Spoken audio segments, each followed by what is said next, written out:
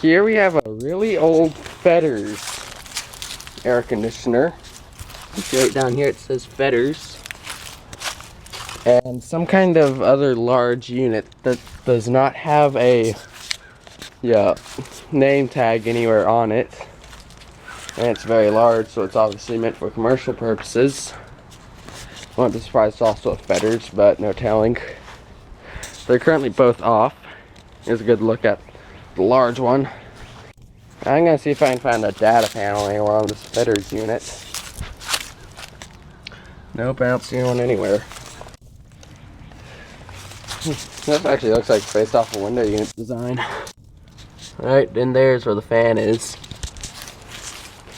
But yeah, a very large and old commercial unit that I did not know the manufacturer of, and a small old Fedders unit.